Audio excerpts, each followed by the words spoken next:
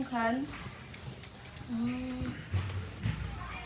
Oh, makasih.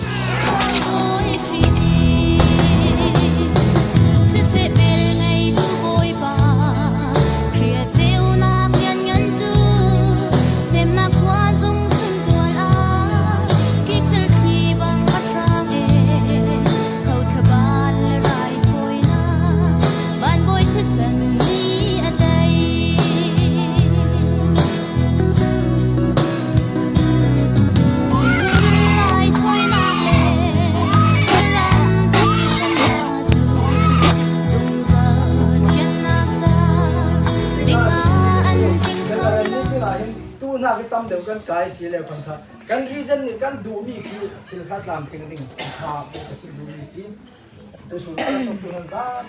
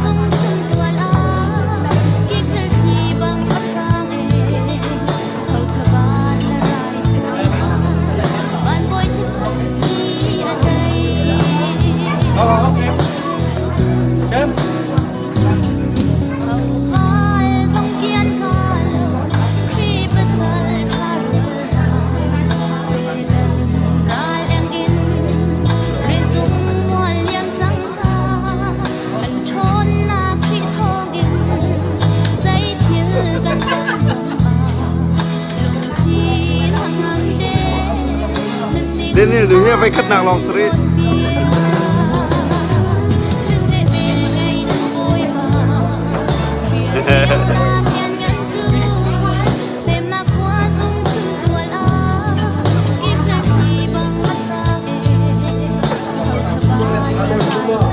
Ừ.